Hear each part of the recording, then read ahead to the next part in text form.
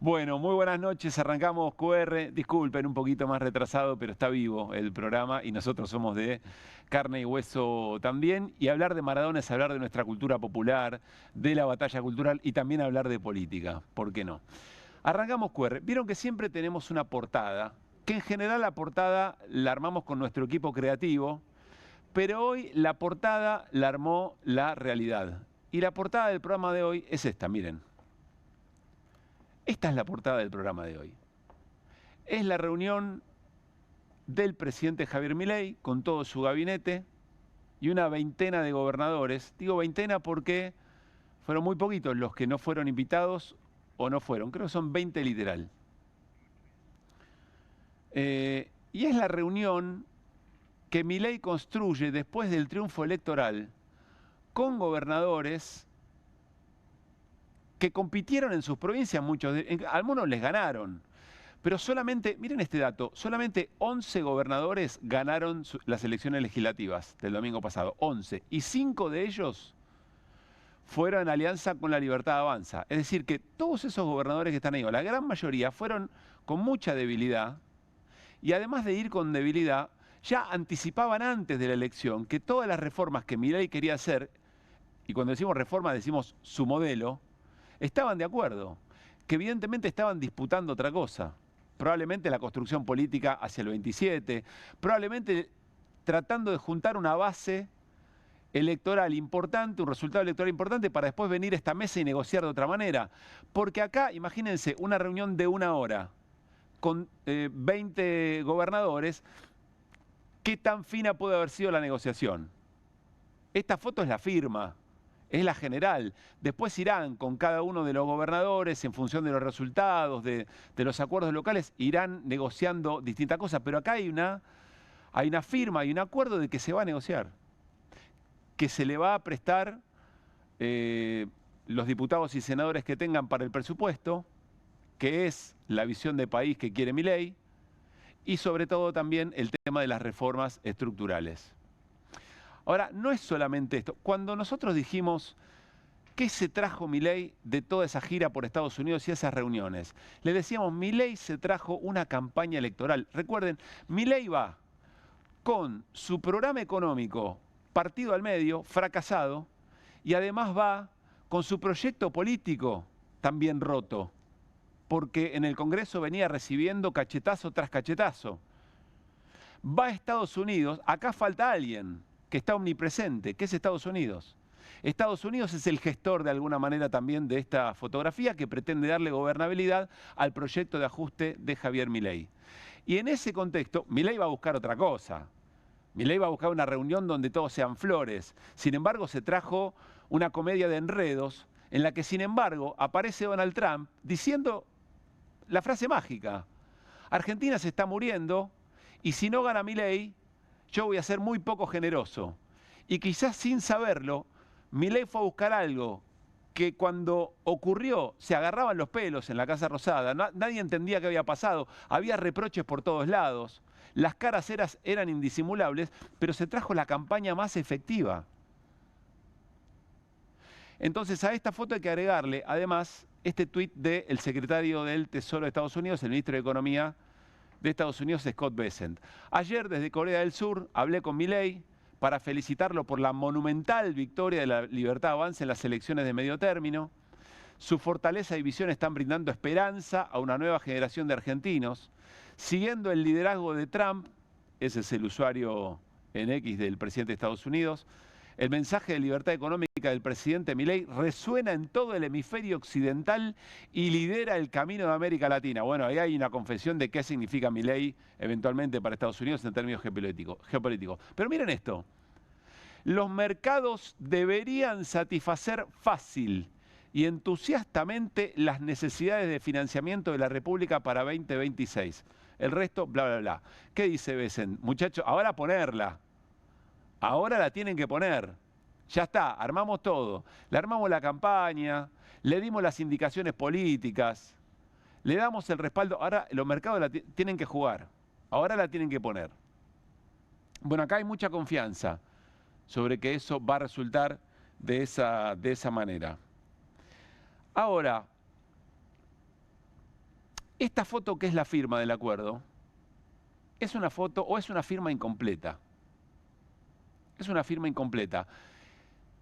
Y si bien hay un actor omnipresente, que es Estados Unidos, hay alguien que está faltando en esta mesa de arena, en esta mesa de las teorías, en esta mesa de los acuerdos y de los armados a futuro, que no está, pero que es fundamental y es determinante.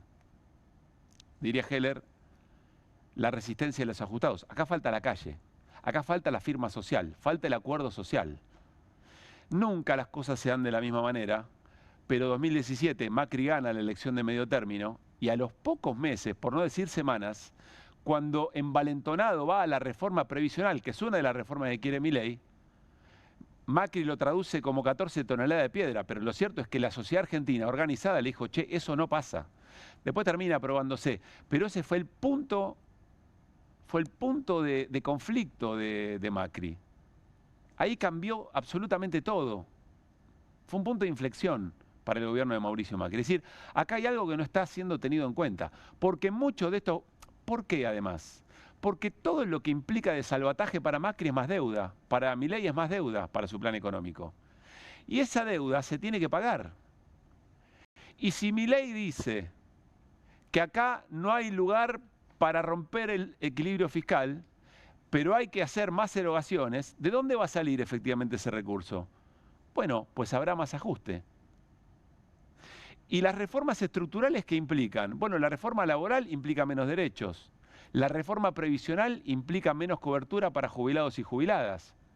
Y la reforma tributaria implica menos impuestos a los que más tienen, eventualmente menos impuestos en general, pero por sobre todo a los que más tienen. Con lo cual hay menos recaudación, menos actividad económica, menos recursos además. Entonces lo que viene sin dudas es más ajuste del que ya hay. Entonces la gran prueba de fondo de los proyectos neoliberales, de las 4M, de todos los que hemos visto, con las mismas características, es la calle. Acá falta la firma social. Y todas estas personas que están allí sentadas, de alguna u otra manera, están sacando cuentas, pero en algún punto saben que después tienen que volver a sus provincias y a ver cómo va la cosa. Hoy Nicolás Lantos, el colega del Destape, porque claro, acá la pregunta es, che, ¿y qué hay del otro lado? Hay un reclamo muy concreto, se le cayó fuerte como crítica de campaña a la oposición de que no había una alternativa frente a ese lunes negro que podía significar una derrota electoral de Milei. ¿Cómo se construye ese programa de la oposición? El freno a Milei estuvo claro como mensaje, pero parece que falta algo más, que el reclamo es, bueno, ¿y cuál es la alternativa? ¿Cuál es la alternativa de modelo? ¿Cómo se va construyendo eso? Nicolás Lantos, insisto, colega, analista político, está muy fino, me encanta escucharlo a Nicolás Lantos. Hoy tuvo una reflexión tan sencilla que casi es una pelota picando en el área chica. Miren. Ahí creo que hay algo que puede funcionar como paso hacia un programa, digamos, como paso previo, que es plantear, bueno, va a hacer falta mucha plata para reconstruir todo lo que se rompió. ¿De dónde sale esa plata? Uno de los partidos ya sabe de dónde sale, de seguir ajustando abajo. Lo hizo 2 años, ganó y lo va a seguir haciendo. Bueno, el otro tiene que decir, vamos a buscar la plata de otro lado. ¿De dónde? De la que está afuera, de la deuda que quizás haya que revisar y no pagar, o revisar las condiciones en las que se paga, de una economía que vuelva a crecer. De una economía que vuelva... Bueno, pero para que vuelva a crecer una economía tenés que invertir plata también, claro, que hoy en día no hay. ¿De dónde vas a buscar esa plata? ¿De un impuesto a las grandes fortunas? ¿De dónde? Bueno, de algún lado hay que sacarlo. Me parece que es una discusión previa al programa, pero que puede ayudar a marcar una identidad muy clara en contraposición. Es muy interesante, es una pregunta muy sencilla pero muy profunda. Es la pregunta por el sentido de la política. ¿De dónde se saca la plata? ¿Y cómo se reparte? Es muy sencilla. Y dice Nicolás Lantos, bueno, eso puede ser una primera discusión que se empiece a dar, para que después aparezca el programa, para que después aparezca un mensaje claro. Evidentemente, el imaginario de lo que fue el kirchnerismo, de la década ganada, etcétera, etcétera, no funciona por sí mismo. Hay que ponerle palabra. Tiene que aparecer la imaginación política, la audacia, las dirigencias que se animen. Pero ahí está la pregunta. Y no casualmente, viene pasando esto con Milei, que Milei cada vez que habla confiesa. No lo dice solamente Nicolantos o acá en QR, o seguramente lo vamos a charlar en la mesa. Lo dice el propio Milei. Escuchen, hace un ratito nada más con Pablo Rossi. Vuelven y discuten sobre esto. Presten atención. Digamos que es interesante Está bien, cuando habla de la ciencia y la lo tecnología. bajemos a tierra. Es decir, que si tienen que fundirse 1000 pizzerías porque no saben competir, se van a tener que fundir 1000 pizzerías. Y la pregunta es, ¿y por qué, digamos, usted, digamos, lo va a financiar? No. No, porque acá hay algo interesante. Hay algo interesante. Porque usted para financiar un sector lo va a tener que hacer cobrando impuestos. Sí, claro. Quiere decir que usted está destruyendo a otro sector. Entonces, yo, ¿sabe qué le recomiendo? Pero usted ve a muchos políticos explicando esto mismo o concordando con usted No, en esto. porque le gusta mentirle a la gente. Pero usted ve a muchos concordando con usted en esto. Pero si estamos de acuerdo con que hay que hacer crecer a la economía. Ok. Quiero ver a los 20 gobernadores a ver si acompañan esto, ¿no? Quiero ver. Digamos, a ver, hablamos de presupuesto, no tuvimos problema, hablamos de reforma tributaria, no tuvimos problema, hablamos de modernización laboral, no tuvimos problema, tampoco tuvimos problema en discutir sobre recrudecer las penas en el Código Penal para que el que las hace las paga. Hablando Entonces, de eso, permítame, ¿vio lo que pasó en Brasil? Es espectacular, es clarísimo, nunca estuvo tan clara la escena. Milei dice, él dice, tenés que destruir otro sector. Pero esa es la mirada negativa, peyorativa, que te inclina a pensar que eso es malo. Pero lo que estás reconociendo es que vos, para sostener determinado tipo de sectores, tenés que afectar otros intereses. Porque la política es afectar intereses. En definitiva, la discusión de modelo es a qué intereses afectás, con quién te peleás. Es Maradona. Es Maradona. Es Maradona eligiendo cuál es su adversario en ese compromiso social que tenía, en ese pelearse con Macri, por ejemplo. Es muy clara puesto así la esencia de la política. ¿Y qué dice Milei después? Dice, no, yo tengo la garantía, porque esto fue después de la reunión con los gobernadores, yo tengo la garantía de que todos esos gobernadores quieren lo mismo. Entonces volvemos al principio de la apertura del programa, a esta foto. Acá se juega el partido. En la equivalencia que tienen todos estos personajes, que les puede gustar más o menos Milei, pero que están de acuerdo en qué intereses afectar y cuáles no, y a cuáles favorecer, o qué conflictos generar. Ojalá de alguna manera seamos capaces, desde los medios de comunicación, desde la dirigencia política, después cada quien puede decidir lo que quiera. Porque cada ciudadano y ciudadana va a tener que ir a votar a decir, che, a mí me parece que los intereses que hay que afectar para que tengan mejor vivir la grande mayoría son estos o no. O cada uno mano a mano con el mercado. Cada trabajador ir a discutir, no con el sindicato, sino con su patrón, a ver cuánto va a cobrar de salario, cuántas horas va a trabajar y si se puede tomar vacaciones y cuándo. Pero que esté clara la discusión. Y en algún punto tenemos que agradecer que sea tan clara, que esté todo tan arriba de la mesa. Insistiremos. Arrancamos QR con las voces del día. Está construyendo la foto que le pidió Trump. Lo que pasa por alto es que vengo a ser el gobernador y otros gobernadores que representamos casi mitad del país. ¿Por qué no lo invitaron a Kicillof? Porque él quiere conversar con todos, menos aquellos que tienen ideas totalmente diferentes. Voy a convocar a los que 1 más 1 le da 2. Dijo eso. Sí, está bien. Es una forma de decir... Terraplanistas no. Invitó de vuelta a comer algunas milanesas, volveremos a hablar. Él acepta conmigo que yo vaya y le diga lo que pienso. Le dije, no me vas a venir acá. Tengo montones de cosas para elegir en mi vida para hacer, por eso no quise volver a ser candidato a presidente. Que quedó probado dentro de la causa. Las fotografías, el seguimiento, 1 año de espionaje sobre ella, madres, esposas, hermanas, todas mujeres. Ellos dijeron, sí, hubo espionaje, pero justificado, porque las señoras resultaban ser peligrosas para la seguridad de Macri y para la seguridad nacional. Es decir, las equipararon con terroristas. Reabrir el debate sobre el aborto no punible, ¿sigue siendo una política pública en agenda o no? Está en la Constitución Nacional, debería de...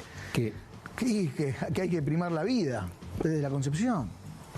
O sea, no descarta reabrir el debate. Nosotros tenemos convenios colectivos que vienen a veces de los años 70. Sí, entonces, implican ciertas obligaciones que por ahí eran lógicas en los años 70. Entonces, el presidente plantea una cosa que es como nosotros siempre nos gusta plantear las cosas, que es dar más libertad, ¿no? Ahí tenés algunos convenios que tienen cosas muy, muy exóticas. La elección del domingo ratificó un mandato contundente para que el presidente acelere a fondo toda la agenda de Federico a fondo. Si acelera a fondo va a chocar. Todos tenemos que recordar que Macri también había ganado las elecciones de medio término y a los 2 meses empezó su derrota definitiva. El sindicalismo argentino pone trabas todo el tiempo. Tampoco pueden seguir parando reformas laborales cuando la consecuencia ha sido que no hay ni más empleo ni mejor empleo. Los trabajadores nos vamos a tener que juntar todavía más contra esta reforma. En PAMI estamos dando un primer paso con un frente que está integrado por las 3 centrales. Que nos regaló el mejor gol de la historia. Si él viviera, muchas cosas de las que están pasando no pasarían. Lo defendía a muerte, a los jubilados, que estaba con los jubilados, que todo eso. Y lo tenemos a Messi. ¿Qué hace Messi? Juntando plata en Miami. Y me recuerdo a Diego con una camiseta, con una remera que decía Bush asesino. Lleno de gloria. Te quiero, Diego. Siempre.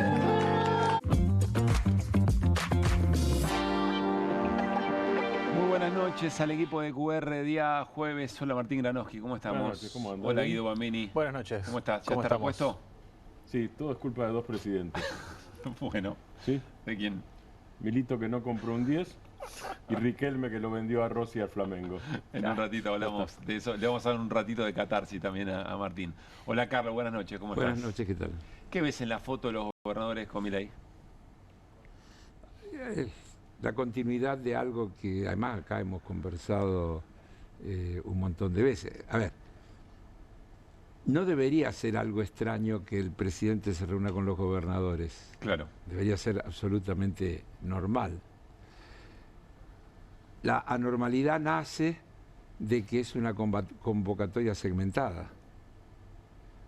El hecho de que quedaron sin ser convocados 4 gobernadores que por el peso de la provincia de Buenos Aires representan a casi la mitad de la Argentina, marca que es una convocatoria que tiene más un sesgo de construir o apuntar a construir una alianza política que a encarar desde el punto de vista institucional lo que sería normal en un país federal donde el presidente de la nación se reúne con los gobernadores de los distritos. Pero cuando uno escucha al jefe de gabinete decir que a Kicillof no lo invitan porque piensa distinto, entonces no fue una reunión institucional, fue una reunión política. Sí, digamos, como Buenos Aires, La Rioja, Formosa, La Pampa. Formosa, no, La Pampa no. Estuvo, Tierra del Fuego. Tierra del Fuego, De cualquier manera, yo creo que tampoco, yo diría que eso es uniforme, que todos los que fueron allí firman al pie de lo que dice el gobierno nacional.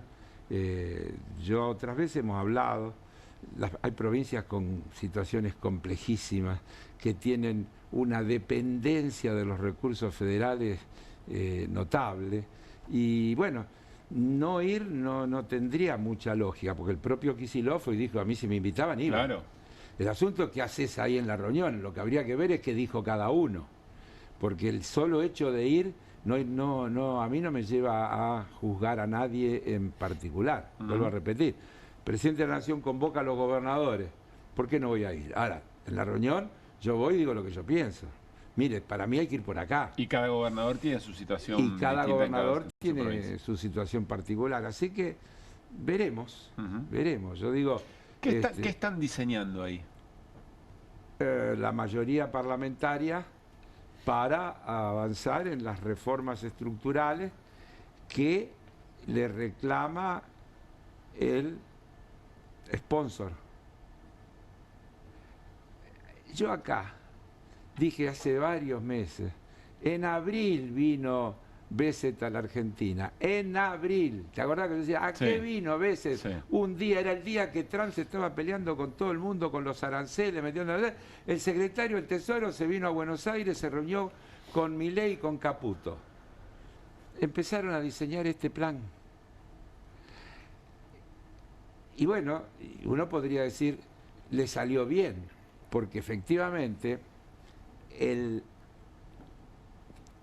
clima creado previo de que una derrota del gobierno nacional llevaba prácticamente al caos, que Estados Unidos condicionaba su apoyo, lleva comillas apoyo, a que a Milei le fuera bien. Incluso ahí hubo algunas interpretaciones sobre si Trump tenía muy claro si esta era una elección de medio término. Yo estoy una seguro elección... que no. Pero eventualmente todos esos errores le juegan a favor. Pero no, ya sé. Bueno, así es la vida, Sí.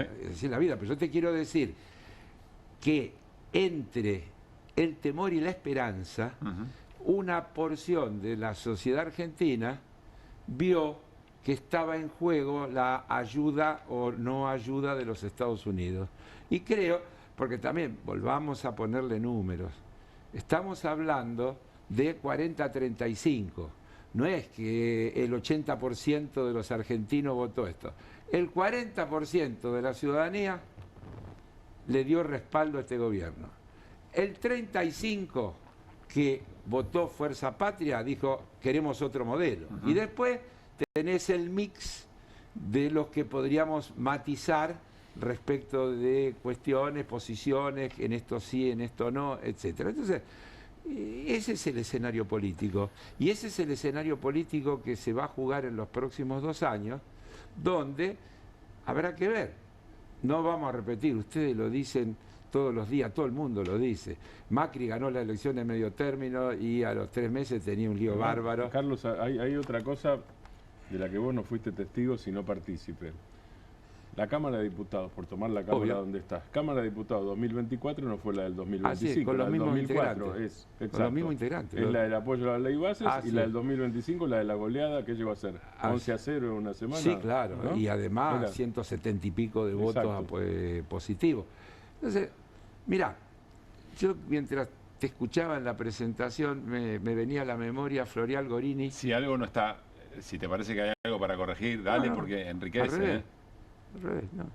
Pensaba, me acordaba de Florial Gorini en la calle Corrientes, inaugurando el Centro Cultural de la Cooperación. Y cierra... En el 2001. No, más acá, 2003, 2004. En los alrededores del 2001. Después.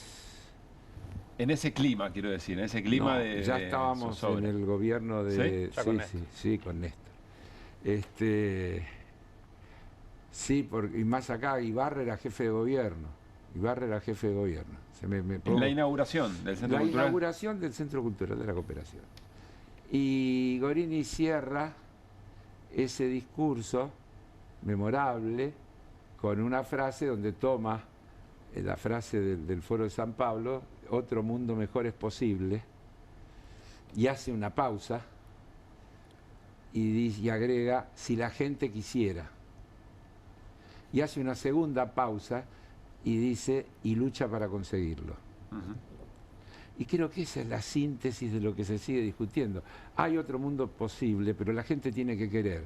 Pero además de querer, no tiene que ser pasiva, tiene que ser activa. Y ese es un problema que está... ¿Cuándo la fecha? 22 de noviembre del 2002. La gente... Hicieron promedio, ni 2001 ni 2003. Hay una responsabilidad también de la dirigencia política de interpelar a la sociedad para que la sociedad comprenda algo mejor la escena y se motive para dar la lucha. ¿Y quién dice que no? No estoy diciendo que no. Es una discusión que hemos tenido tantas veces. No estoy diciendo que no. No estoy diciendo que no, que porque esté enseguida diciendo me vas a decir, vos elegiste ser periodista, yo elegí ser periodista y entonces hacete cargo vos que elegiste para que yo te diga eso, vos me tenés que decir, anímense y vayan, o como le dijo Milei a Rossi. Claro. Como le dijo Milei, a ver, decime cómo lo hacemos. Decime cómo lo hacemos, bueno. Pero que es así, porque siempre hay una subjetividad en el medio de que las cosas se dan, es responsabilidad. Cuando Perón dice aquella famosa frase con los dirigentes a la cabeza o con la cabeza de los dirigentes, marca un poco esos dos tiempos, ese ida y vuelta. Pero a mí se me vienen a la cabeza infinidad de cosas. Me acuerdo del Cordobazo, de una dictadura que vino para quedarse, ¿cuánto eran? ¿50 años? ¿40 años? Que decía Onganía. 100 años. 100 años. Era lo que fue el Onganía. Y el Cordobazo nace por una lucha por el boleto estudiantil. Y va creciendo, y aparentemente incluso la dictadura gana porque lo meten preso a Tosco, reprimen y logran, pero 3 meses después Krieger Bacena se va. Y muy poco después se termina la dictadura de Onganía. Y me viene a la memoria Chile de no hace tanto tiempo, Piñera, lo mismo. Una cosa que empieza... Saltando molinetes. Saltando molinetes. Entonces, eso es la vida y eso es la política y eso es la subjetividad Y entonces esa es la dinámica. Lo que hay que estar es atento a todo eso y las cosas nunca vas a poder decir va a ser por acá o va a ser por esto. Veremos. El arte de la política, supongo, es conducir esas escenas que se van dando inesperadamente. Interpretarlas en el momento adecuado, agregarle valor, juntar lo juntable, vuelvo a repetir. Pero ir imaginando algún plan no está mal, Carlos, tampoco, ¿quién dice ¿no? que esté mal? La pregunta de Lantos a mí me encantó. Claro. Che, ¿de dónde vas a...? ¿Cuál es la propuesta de la oposición? ¿De dónde va a salir la plata para rearmar la Argentina? Si me das tiempo yo te la explico, así que no hay problema. Todo el tiempo del mundo. Pero, si no se habla nunca sobre eso. No, sí, cómo no se va a hablar. Se habla poco. Se habla poco. No es tan difícil. Yo, si te lo tengo que definir en 2 frases, te diría, hay que tener políticas que hagan crecer la torta y que permitan repartirla mejor. Porque es así de sencillo. Entonces, ¿qué es hacer crecer la torta? Y políticas productivas, política de protección del mercado interno frente a la Para lo cual necesitas recursos. Mirá, primero políticas. Porque hay una cantidad de cuestiones, por ejemplo, que si yo abro la posibilidad por atraso cambiario, por lo que quiera, para que no nos desviemos, de que sea más conveniente importar pera de Egipto que producir peras en la Patagonia, no hay país posible. Entonces, vos necesitás un marco de determinadas políticas públicas. Si vos querés rebajarle los impuestos a los bienes personales a las categorías más altas, si vos eliminás los impuestos a los que se llevan la plata fuera del país, hay un montón de cosas cuando uno habla de políticas impositivas en donde se pueden buscar recursos. La Argentina no es un país sin recursos ni un país, digamos, estructuralmente pobre. En todo caso, está empobrecido por la aplicación de determinadas políticas, exactamente al revés de lo que dice el presidente Milei. El problema no es la pobreza, es la riqueza y cómo se distribuye. Y cómo se distribuye, así es. Entonces, si vos creas empleo, ese empleo también crea consumo. Y si ese consumo es de producto nacional, se acelera el círculo virtuoso. Ahora, yo tengo que tener además políticas públicas para que si protejo a la industria textil no cobre precios exorbitantes que le generen una ganancia extraordinaria. Entonces tengo que tener una progresividad en los impuestos a las ganancias, que diga, mira, si querés ganar más que tanto, me lo voy a apropiar. Y para eso tenés que construir una fortaleza política. Y para eso tenés que tener mayoría, no alcanza con que yo lo crea, lo diga o lo piense. No, hay una sociedad que esté convencida de que es el camino. Y una sociedad que esté convencida de que es por ahí. Y otra vez llegamos a la subjetividad. Pero no es que no están, esas ideas están. Todas esas ideas están. Ahora, ni siquiera para salir de todos los tabúes. Es decir, vos podés tener necesidad para explotar recursos y buscar asociatividad como se buscó con Vaca Muerta. Con el privado. Asociatividad con el privado, para, sin plantearlo con consigna, no, esto tiene que ser estatal o no será. Lo que no puedo es entregar los recursos naturales y que se convierta en un saqueo y que volvamos a la época de la conquista de los españoles o a los ingleses con las exportaciones de carne. Ya hemos vivido todas esas cosas en la Argentina. Entonces, nosotros tenemos que ir a un modelo de producción, favorecer a las empresas generadoras de empleo, favorecer el consumo mejorando el ingreso real de la gente, con políticas impositivas que nos permitan... ¿Cuántas veces me escuchaste decir? Yo no soy hincha del déficit fiscal, lo que soy enemigo del ajuste. Entonces, no se puede. Hoy Milei lo volvió a decir, vamos a bajar impuestos. Ahora, si vos en un escenario como el actual, bajás impuestos y te sube el gasto financiero porque estás tomando más deuda, vas a tener que tener más superávit primario. ¿Cómo cierra la ecuación de más superávit primario con menos impuestos? Con un recorte más grande del gasto. Más motosierra, Tengo más ajuste. que seguir ajustando. Entonces, Milei hoy se jactaba, yo me la vi casi toda esa entrevista, de que ganó la presidencia con la motosierra. Pero habría que decirle que igual se la guardó la motosierra, no la mostró ahora en esta campaña. Lo cual no quiere decir que no siga ejecutando las políticas, Entiendo. pero el símbolo de la motosierra no lo usó. No le y vos garpaba fijate que además hasta cambió el estilo. Hoy Rossi se lo dijo 2 o 3 veces. Me quedo con este, no vuelvo al otro cuando se escapó. Mirá la portada que tenemos nosotros, si la tenés a mano, Juli. La portada de este nuevo Milei, que es lo que mencionaba Carlos. Ahora te la vamos a mostrar. Pero ¿sabes por qué me parece importante, Carlos, que esto se hable? Lo hablamos acá, lo charlamos acá, pero hay una demanda de que la oposición también tenga claridad respecto de esto, porque es exactamente lo que debe ponerse a esa mesa que acabamos de ver. Esa es la discusión que viene. Yo no sé, yo diría que para mí parte de esa mesa va a terminar integrando ese espacio frentista que yo creo que tiene que ser la alternativa a esto que está pasando. Y si no es vocación de minoría. Claro. Si no es vocación de primera pero minoría, además, porque yo digo, ¿por qué voy a asumir que el que fue a esa convocatoria del presidente está avalando los proyectos? Pero Vamos a ver. Hay algunos que lo dijeron abiertamente. Sí, claro. Te diría que salvo Silioto, de los que fueron. Hay algunos que lo dije, sí. Pero y ahí viene lo que decía recién Granowski, ¿no es cierto? Nosotros tuvimos un 2024 donde perdimos todas las votaciones. Sí. Y tuvimos un 2025 donde ganamos casi todas, con la misma composición parlamentaria. ¿Qué cambió? Los efectos sobre la sociedad de las políticas que llevó adelante el gobierno y la cercanía con las elecciones. Puede ser que hoy la lejanía de las elecciones otra vez lleve a que algunos adopten esa política, pero vamos a ver cuánto dura. Y la calle, ¿no?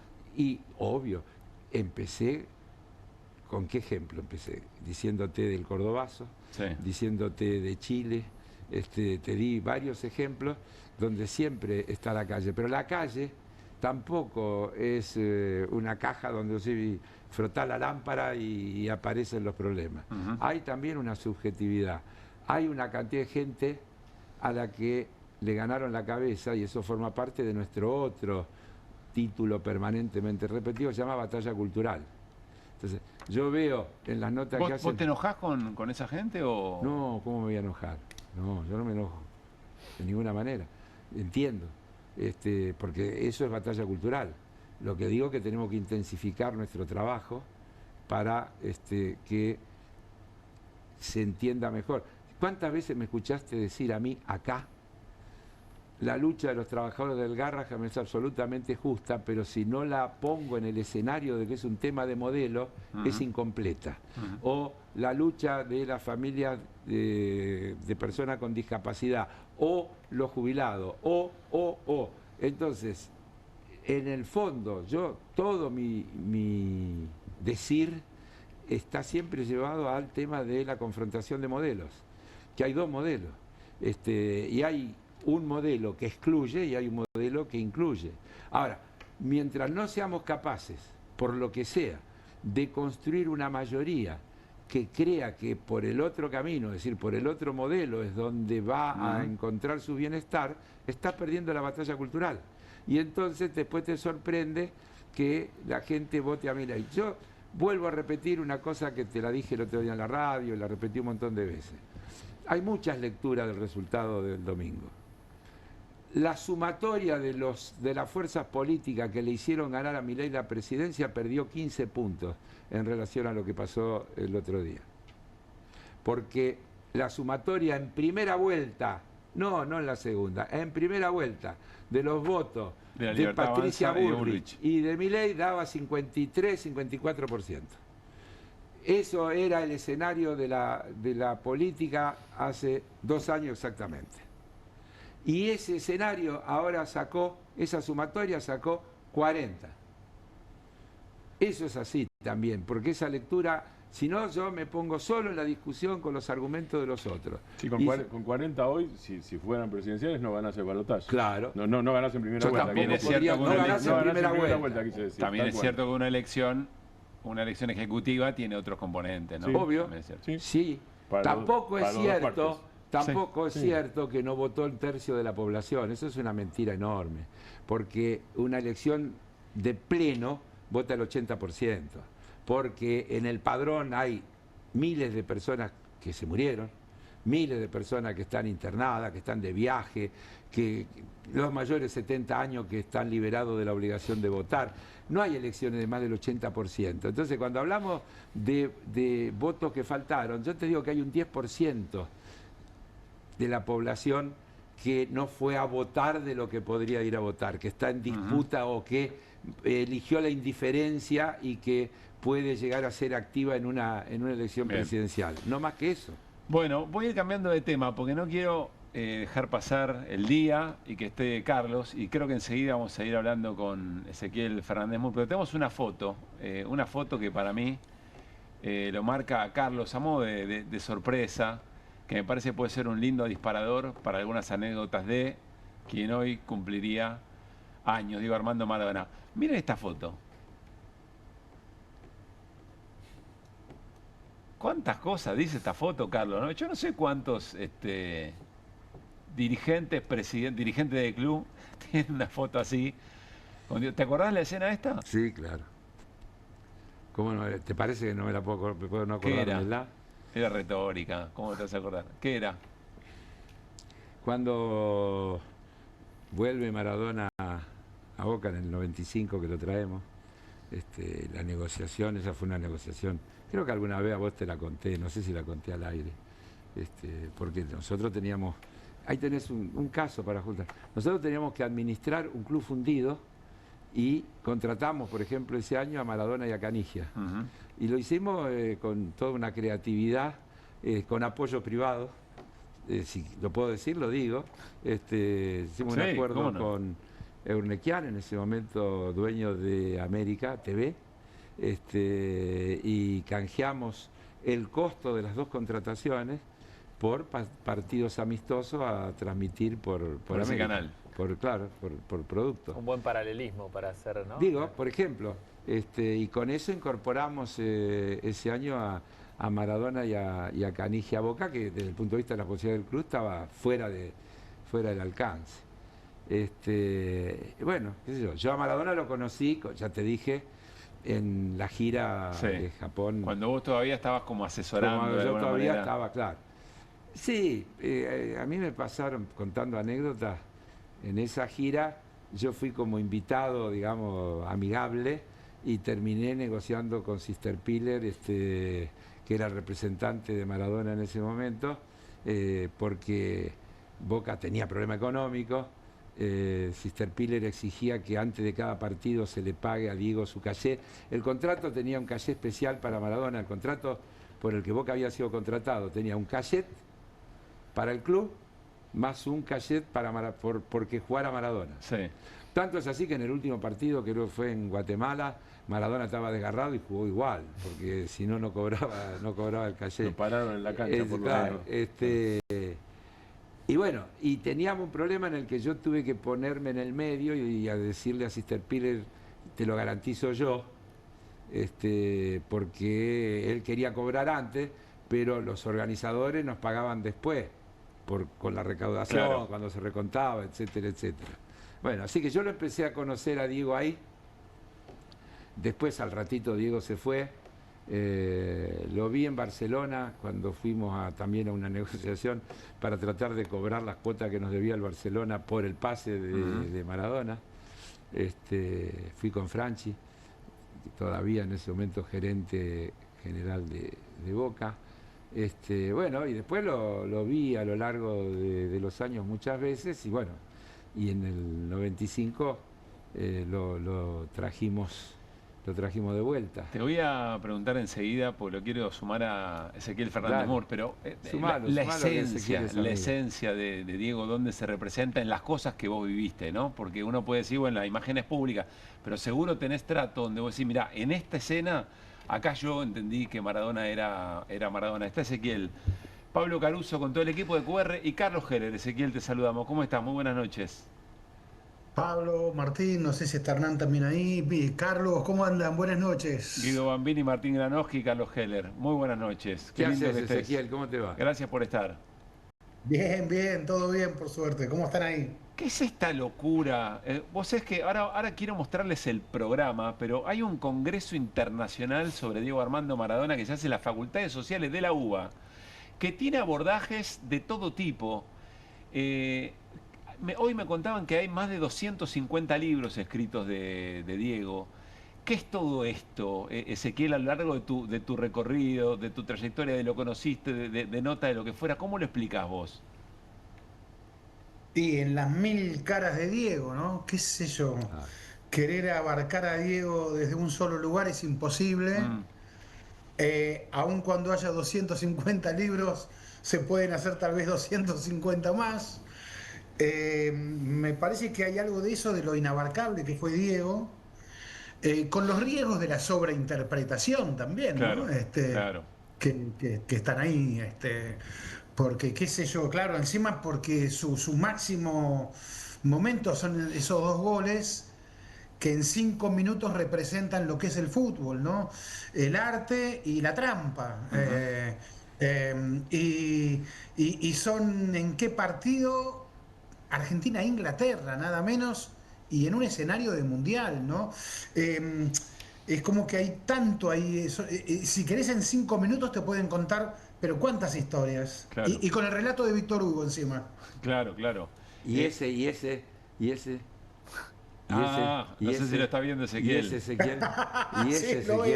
Que yo estoy ahí, a donde va corriendo Maradona, yo estoy ahí de casualidad. En ese lugar, en un palquito ahí que era de Radio Rivadavia y que me habían invitado. Mirá vos. Yo estaba en ese palquito donde él viene ahí a festejar. Me lo tengo la imagen, la estoy viendo. Ezequiel, quiero compartir con ustedes porque creo que nos va a dar motivo de charla. No sé si, Juli, tenemos por lo menos un poquito del programa que les pasé hoy de este congreso, porque hay charlas, por ejemplo, sobre feminismo, el feminismo y el abordaje sobre Diego Armando Maradona.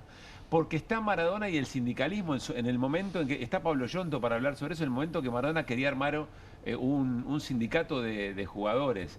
Porque está Maradona y el lenguaje, Maradona y los orígenes y el recorrido social. Y todo eso era Maradona, no se puede escindir, no se puede separar, Ezequiel. No, a mí me toca una mesa, tengo que moderar una mesa Maradona y Malvinas. Espectacular. Y claro, también. Que está Edgardo Esteban y el diputado Leiva, si no me equivoco. Sí, porque también cabe, claro, porque recordamos que Diego juega su primer mundial en el 82. El flaco Menotti no lo deja fuera del 78, a solo días del mundial. Y Diego juega el 82 y Argentina debuta en el mundial cuando la dictadura comunica la rendición en Malvinas. Y como que fue una doble derrota, Argentina pierde con Bélgica en la apertura y se anuncia la rendición. Y después llega 4 años después México 86 con esos 2 goles, esa metáfora y claro, y que yo primero decía, pero eso es simplificar un poco todo, ¿no? Pensar que ahí hay el Diego nos está vengando, pero después resulta que hablas con excombatientes y te dicen lo que significó para ellos esa victoria con esos 2 goles de Diego. ¿Y qué te dicen? Y entonces ahí es donde uno se mete los análisis de la supuesta racionalización o intelectualidad o como la quieras llamar, en otro lugar. Claro. Perdón, ¿y qué te decían? ¿Pudiste tener esa conversación o no? ¿O era una consulta? Se sintieron absolutamente representados por Diego. Sintieron que había algo que los vindicaba, porque aparte las canciones que se cantan, la remalvinización, en el mejor sentido de la expresión, sí. Ya no hay dictaduras por suerte, implica a Diego. Entonces ahí hay algo que los hermana y mucho. Claro. Y entonces hay una cercanía absoluta. Entonces ahí es donde yo te digo esos análisis que podemos hacer, como metáfora puede ser, aunque sea un poco dudosa, pero ¿cómo lo analizamos esto? Y bueno, y de repente tenés que entrevistar a los que lo vivieron. A mí me pasó algo parecido con la dictadura. Recuerdo que víctimas de la dictadura, con tabique y con cadenas, te decían que no, un gol del Mundial 78 fueron segundos de libertad para mí. Porque grité yo también el gol, claro. O porque lo escuchaban con un altavoz en la prisión donde estaban, o porque si estaban en la ESMA en la final escuchaban los gritos del Monumental. Claro. Ezequiel, y ahí voy a la anécdota que le pedí a Carlos, después te la voy a pedir a vos también.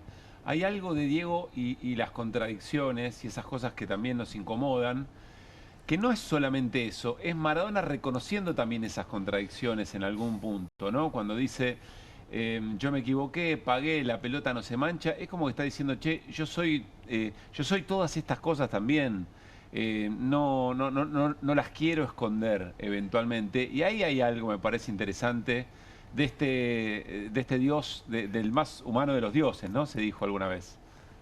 Sí, fue Galeano justamente el Claro. que hizo esa definición del Dios sucio. Sí.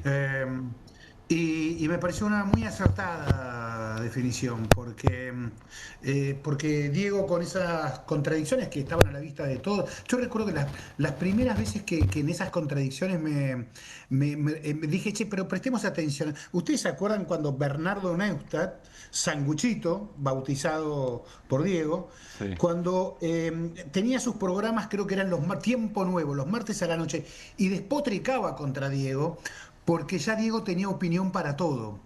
Y el problema era, claro, a Diego le ponían el micrófono, che, ¿para qué le preguntas de eso si después vas a criticar que tenía opinión para todo? Claro. No sería, no sé, el problema no sería que justamente no te gustaba lo que Diego opinaba.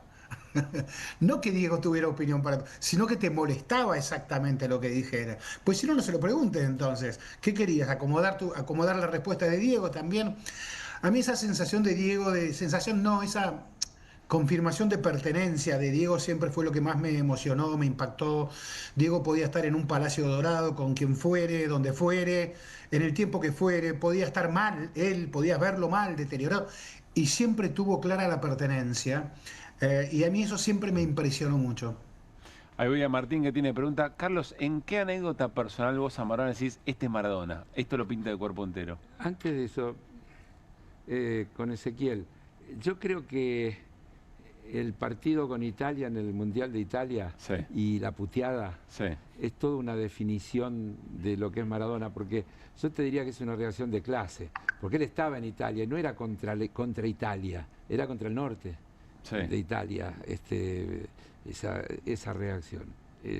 Creo que siempre tuvo ese sentido, más allá, querer discutir la perfección, o creo que lo decía bien Ezequiel, no tiene sentido. Maradona estaba como... Esta imagen. Claro, esa imagen. Claro. Esa imagen es impresionante. Porque confirma el dominio de escena que tenía Diego permanentemente. Claro. Porque, ¿cómo le respondo a 80.000 personas que han silbado nuestro himno? Claro. Y Diego esperó que la cámara lo enfocara, que la pantalla gigante mostrara su rostro. La pantalla, y cuando ve la pantalla lo dice, claro. Y ahí mismo lanza... Vos sabés que me encontré 2 horas después de la final con Valdano por el centro de Roma, y nos miramos y me dicen, ¿vos viste lo que yo viste? Y lo que ambos habíamos visto fue a Diego destrozado, porque Diego lloraba, Argentina había perdido esa final, y cuando Avalanche le estira la mano, Diego lo pasa de largo, ¿no? Qué claridad, qué frialdad que hay que tener para un gesto tan extraordinario como ese. A vos no te voy a dar la mano, le dijo Avalanche. Claro. Carlos. No, es eso, es decir, después querer discutir la perfección, creo que es inútil. Diego era todo eso. Vos me hablabas de anécdotas, a mí me cuesta identificar. Yo te diría que las anécdotas más graciosas o ricas que yo tengo, ninguna es contable.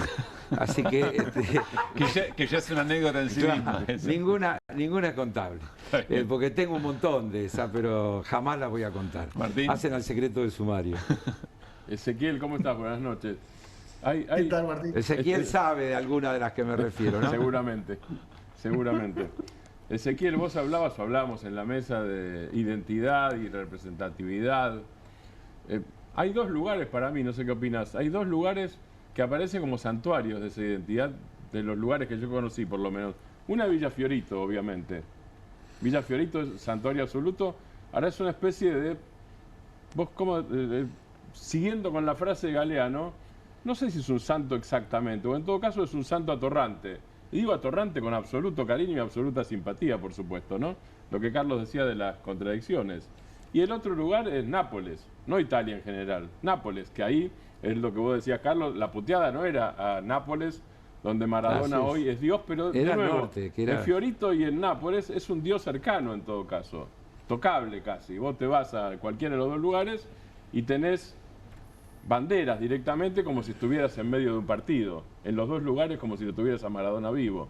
Y vos fijate que después, es decir, si buscás a los referentes de la resistencia en sus aspectos más diversos, Eve, por donde lo vea, todos tenían con Diego un afecto vínculo especial, sí. Y él con cada uno de esos lo mismo. Bueno, vos sabés que hoy lo hablé con la producción. Para mí, lo identificable con Diego en esos términos es Eve. Bueno, mirá vos, por ejemplo. Bueno, de los que más han incomodado en general y aún entonces, con sus contradicciones. Y son todos simbolismos que tienen que ver que él tal vez ni siquiera todo lo racionalizado que debe ser, pero tenía un sentido de clase, contra lo que había que pelear. Mirá qué linda foto. Ahí está Nora Beiros. Mirá qué linda foto. De lo que había que pelear, contra lo que había que pelear. Que salía natural. Que le salía natural, lo sentía, eso era su naturaleza. Ezequiel, ¿cuándo lo empezaste a tratar vos a Maradona? Y yo y ya cuando comenzó en el ya 77 recuerdo, yo nunca fui amigo cercano a Maradona para nada. Yo así en anécdotas te puedo recordar una vez que Fernando Signorini, que creo que fue de lo mejor que tuvo Diego cerca, Fernando me dice: vení, pasa Ezequiel, que Diego estaba corriendo la cinta, era previa a la semifinal con Italia, ¿no? Y ahí en Italia 90, y estaba en Trigoria en la concentración de Argentina, y me acuerdo que Diego corría la cinta con un tobillo que era un melón, de lo lastimado y hinchado que estaba ese tobillo. Yo miraba ese tobillo, no podía, primero que, claro, aparte era el pie izquierdo, ¿no? Te dan ganas de hablar con el pie izquierdo, y decía, yo estoy con ese tobillo y estoy con la pata levantada durante, no sé, 3 semanas, no puedo pisar. Y este tipo va a jugar una semifinal de mundial así, estaba corriendo sobre la cinta. Sí. Y había decidido tirarse en contra de toda Italia, porque cuando hablaban antes de esa amor napolitano, fue porque Diego representó muy bien al sur. Aquí sabemos que hay un sector social que a Diego nunca lo toleró. Realmente, y aún hoy no lo sigue tolerando. Aún hoy, buena representación que tiene este gobierno no tolera a Diego Maradona. Hace apenas unos meses la anécdota de Adorni ignorándolo. Un momento especial. No, pero el vocero, Carlos, le dedicó Adorni, y lo excluyó a Diego de lo del Día del Sur. Fue una provocación, obviamente, clarísima. Y ese sector social lo dio siempre, eternamente a Diego, ¿no? Como que Diego representaba lo peor, el cabeza era Diego, ¿no? Y aparte Diego, pecho inflado y arrogancia permanente. Claro, es el cabeza indomable, ¿no? Absolutamente. Claro. En cambio Nápoles era la reivindicación del sur, claramente. Pero en ese mundial, me acuerdo cuando Diego, previo al partido con Italia, dice: ahora le piden el apoyo a los napolitanos. Resulta que durante 364 días del año son africanos. Y ahora un día pasan a ser italianos, ¿no? Me acuerdo que se metió en una interna muy delicada, porque es un tema que para Italia es delicado ese. Claro. Y hubo crítica, y alguna de ellas fundamentada, tenían su razón de ser algunas de esas críticas. Pero claro, cuando muere Diego, Il Mattino, que es el principal diario napolitano, lo dice con todas las letras: nadie representó mejor al sur que este señor, que Diego Maradona. Esa postergación permanente del sur, ¿no? Hay una película, ¿se acuerdan de Perfume de Mujer? Yo creo que es Vittorio Gassman, ¿no? El general, que abre la ventana cuando llega a Nápoles y dice: qué lindo estar en la provincia más norteña del África, dice, ¿no? Algo así, es como eso era Nápoles, claro. Terrón, lávense, el Vesubio se los va a llevar puestos, todo eso le cantaban a Diego cada vez que salía a la cancha. Yo recuerdo, antes del Mundial hubo una encuesta, los personajes más odiados en Italia, y Diego salió el más odiado, más que Saddam Hussein, me acuerdo en ese momento, ¿no? Es como, eso era Italia, por eso toda esa parte de Italia lo odiaba a Diego, y Nápoles lo amó, y aún hoy vas a Nápoles y te dicen, che, en ningún lugar sentí tanto amor a Diego como en Nápoles. Ezequiel, te vamos a liberar, pero antes algo bien futbolero. Sacá el gol del siglo, sacá el gol el segundo contra Inglaterra. ¿Con qué gol de Maradona te quedás y por qué? Hay un gol que él hace casi de media cancha para el Napoli, creo que contra Juventus, me parece que es. Ahora me perdí el rival, pero es una pelota media perdida y él lo ve con esa velocidad que tiene al arquero. Fernando Signorini decía que cuando lo llevaron a Diego a un instituto para prepararlo mejor físicamente en Roma, en la Quacetosa, Dalmonte, que era el médico que lo preparó, decía: Diego tiene la visión periférica que tienen los pilotos de caza, ¿no? Diego está viendo todo, ve tanto todo que cuando ve una vez un póster de su segundo gol a los ingleses, le muestran un póster de la gente gritando en la tribuna al gol, y Diego, ¿qué ve? Diego ve el Coca-Colero, Coca-Colero, o lo que fue, qué bebida, no sé qué vendía, que estaba dado vuelta, vendiendo, y Diego dice: uy, al boludo se perdió el gol, dice Diego, ¿no? Muy bueno, muy bueno. Ese gol es el que la agarra de cortada de arriba hacia abajo y la... Exactamente. Yo lo elijo por la velocidad mental que implicaba y después la precisión y la belleza de la ejecución, ¿no? Ezequiel, gracias por este rato. Te queremos, te admiramos. Un gran abrazo.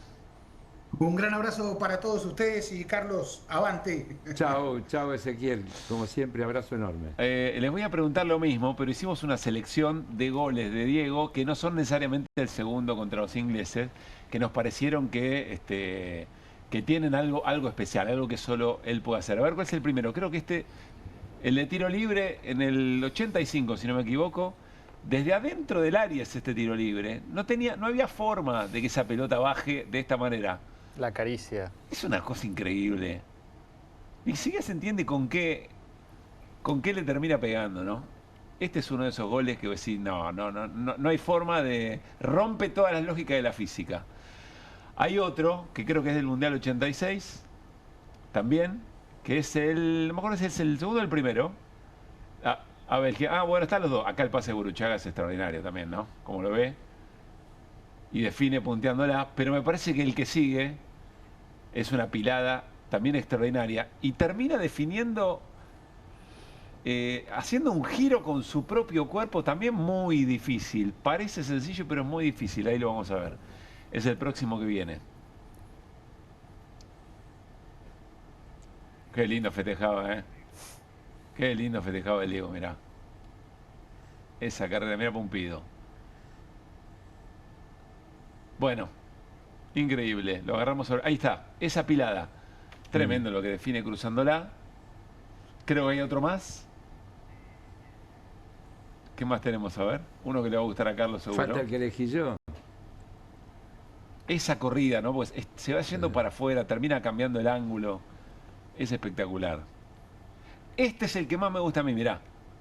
Para mí este gol es extraordinario porque Maradona sabe en qué momento que no tiene que dejar picar la pelota, no necesita fuerza. El arquero ni siquiera se tira, casi que no tiene ángulo. Esto que hace, este cálculo mental que hace es extraordinario. A mí este gol me encanta de Maradona. Es el empate contra Italia también en el 86, ¿no? Y vamos al de Carlos, que también tiene emoción, pero mira, viene con relato. Se frena, se demora, permite que se acomode River, viene para Maradona, la domina cara a cara, escapa, que sea, gol. Además, agregale que Víctor Hugo era el primer año de Víctor Hugo, ¿no? El primer año de Víctor Hugo en la... Sí, y el tatatá, ¿no? Y que sea, dice, porque le encanta tanto la escena. Y es Filiol. El que queda desparramado es Filiol. Lo desparrama Filiol y a Tarantini. Y Tarantini también queda ahí. Bueno, ¿alguno de vos te quedás con este? ¿Te quedás con este? No, no, porque sería injusto. Yo soy hincha de Boca, pero soy argentino. Los goles en la selección tienen un valor. Hay otro de tiro libre que le hace River. Claro, sí, impresionante. El 81. Hay un montón. Bueno. Pero, qué sé yo, es como lo de las anécdotas, difícil elegir. Bueno, Carlos, lo último, cerra vos con lo que quieras. Cerramos con esto, ¿no? Vamos a volver. No, esto está muy bien y creo que recordar a los ídolos y ponerlos en valor permanentemente tiene un sentido y además de lo que era Maradona jugador, es lo que simbolizaba Maradona personaje, que por ahí hasta estaba por encima de lo que él mismo pensaba, ¿no? Lo que terminaba simbolizando, y tenía una intuición para los momentos y para las frases y para las picardías notable. La misma que tenía para jugar, esa velocidad para estar el segundo antes, el segundo de diferencia, la tenía también de pronto para salir con ocurrencias oportunas que quedaban para la historia. Así que buen homenaje, buen recuerdo, y quedémonos siempre con lo mejor y lo más lindo y con lo emblemático que representó Diego como futbolista y como persona. Gracias, Carlos. De nada, gracias y nos vemos la semana que viene.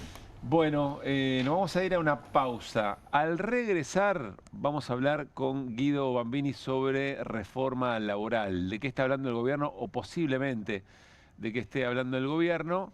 Y Martín Granowski trae algo, ya lo sorprendió la semana pasada con la historia del JP Morgan, del J.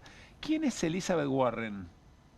La caracterizada como peronista por parte de Trump, la senadora estadounidense, que tanto ha criticado el salvataje de la Argentina. Todo eso después de la tanda, dale.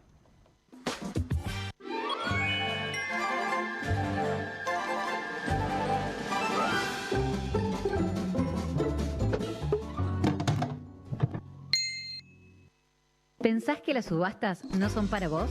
Son para todos, porque podés comprar y vender desde donde estés de manera rápida, fácil y confiable. ¿Querés participar de nuestra próxima subasta?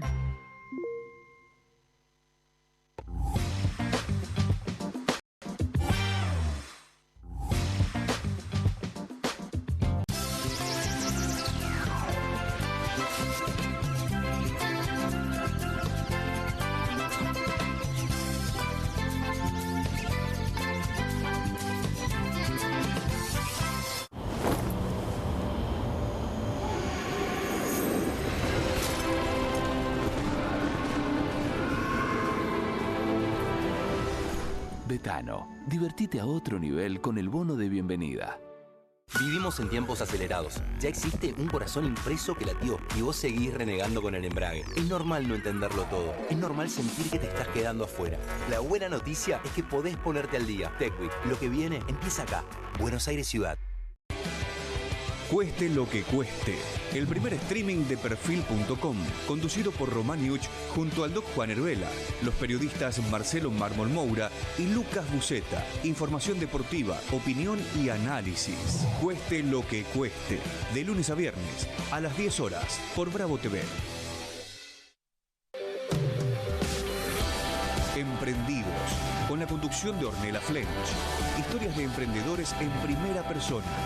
Consejos prácticos para alcanzar sus metas. Emprendidos, de lunes a viernes a las 12 horas por Bravo TV. Bienvenido a todo Latinoamérica. Caras TV llegó a DirecTV, el canal de las celebridades. Entretenimiento exclusivo las 24 horas del día. Más Caras, con la conducción de Héctor Maugeri. Red Carpet, Caras News, Caras Realeza, Caras Fashion, Caras TV. Llegó a DirecTV. Contenidos exclusivos para toda Latinoamérica. Espero que te guste. Cociné un pollo con papas, acariciado por una cocción a gas envolvente y uniforme, para luego ser realzado con un suave calor preciso. Ah, ¿lo hiciste al horno?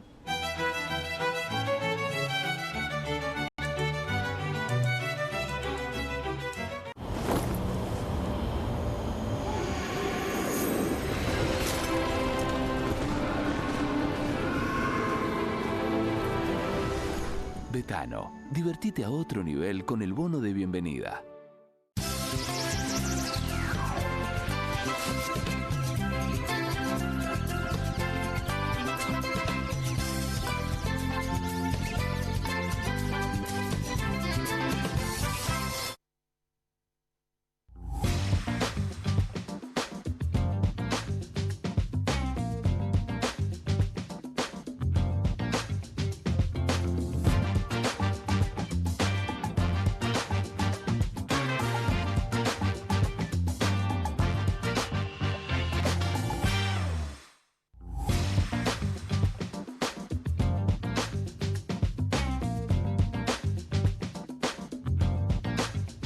Bueno, se mete en el debate público, por supuesto, el intento de reforma laboral del gobierno. Lo va a caracterizar Guido Bambini, pero con esta portada. Reforma laboral. Sí. Bueno, están todos... No son las mejores condiciones laborales, ¿no? Tal vez no. son las que quiere imponer el gobierno actualmente, ¿no? Muy fuerte. Siglo XIX, más o menos. Volver ahí. Sí, bueno, a ver, primero lo que hay que decir es que todavía no tenemos la letra fina del proyecto, la letra chica o la letra grande tampoco, todavía no está el proyecto. Estamos haciendo, digamos, hay algunos trascendidos en función de...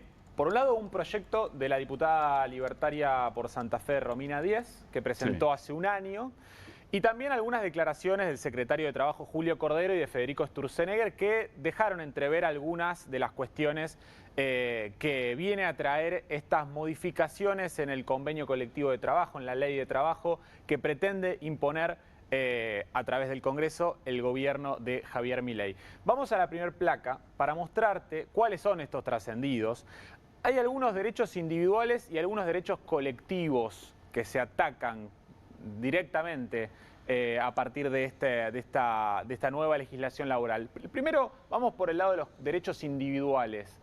Convenios por empresa, ¿no? Hoy en día la ley de contrato de trabajo, digamos, estipula que tenemos convenios colectivos de trabajo por sectores de actividad, por rubros, luego por ramas de actividad que nunca pueden ser peores que el básico, que es el del rubro en general. Sí. Bueno, lo que pretende el gobierno es que prime el convenio por empresa, ¿no? Es decir, pueda ser menor, en definitiva, el convenio que pacte una empresa con sus trabajadores que el convenio de la rama o el convenio general. O sea, del sector. atomizar la discusión. Exactamente. Que no esté el respaldo de ese convenio general respaldando la negociación con la empresa. Exactamente. Y ese se vincula mucho, lo vinculo con el punto 4 también, salarios por región. Hay, digamos, una declaración, en palabras de Sturzenegger, lo pongo, él dice: las provincias del norte, nosotros tenemos hecho el cálculo que a partir de la rigidez salarial, de que no puede haber convenios por región, por provincia, las provincias del norte están perdiendo de que crezca el empleo, la cantidad de empleo en un 16%. En su modelo, si bajaran los salarios, porque en definitiva es bajar los salarios de las provincias que desde su perspectiva tienen una menor productividad, digamos, aumentaría el empleo en el modelo de Sturzenegger, ¿no? Pero, insisto, es, digamos, una baja del salario. Se vincula mucho el punto de salarios por región con el de salarios o el de convenios por empresa. Después también aparece la cuestión del salario dinámico, que en definitiva es básicamente es un eufemismo espectacular. Lo del dinámico es buenísimo, sí. Salario Parece dinámico. que tiene una connotación súper positiva. Sí, claro. El dinámico que no pararía de crecer. Bueno, dinamismo puede ser también contraproducente, puede ir para abajo la dinámica, ¿no?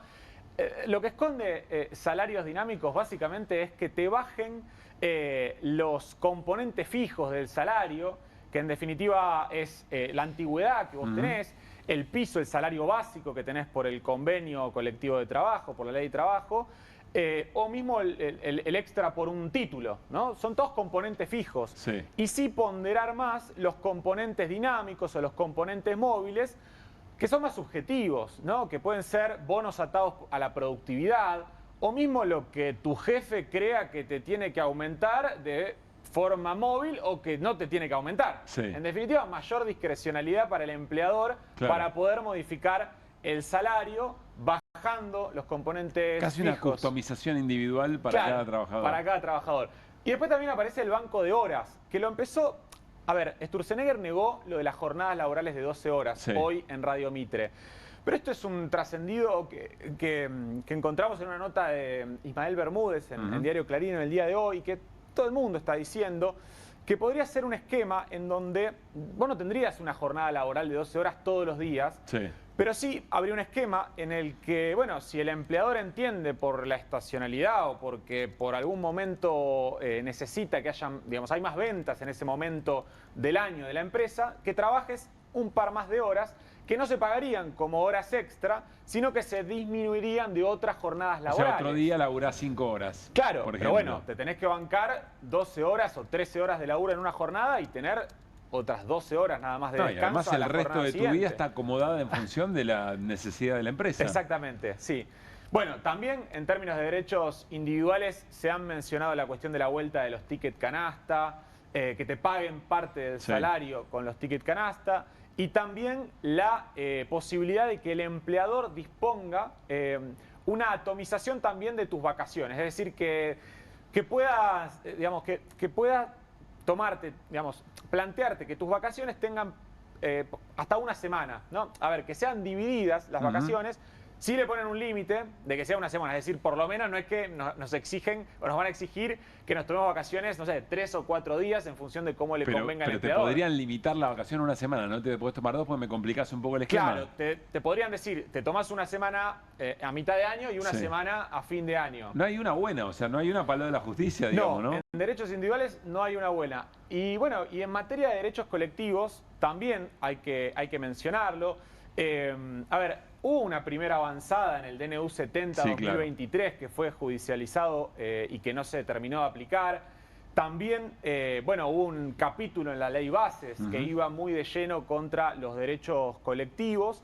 También hubo en el decreto 340, no sé si recuerdan, de desregulación de la marina mercante, Sí, que metido estaba como metido servicios escondido. esenciales. Y ahí vemos en estos primeros 2 puntos, cercenar el derecho a huelga y regular servicios esenciales.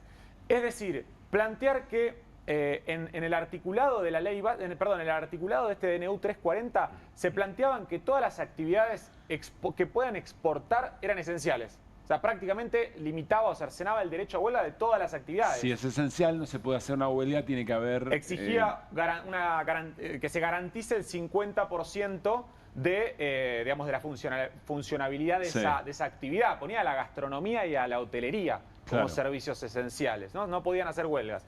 Y después otra cuestión central que es el de financiamiento de los sindicatos, ¿no? Digo, ante cualquier convenio colectivo de trabajo, estés asociado o no al sindicato, hay un porcentaje que va a financiar a estas organizaciones, a las organizaciones sindicales, Sí. que en definitiva son las que terminan representando con mayor volumen contra los empleadores. Sí, en es definitiva. eso, y también es algo que creo que lo charlamos con Omar Plaini hace rato y con el propio Boyaski en estos días, que no hay mucha experiencia en el mundo de gestión sindical como la hay en la Argentina, es decir, de gestión de obras sociales, de turismo, etcétera, etcétera.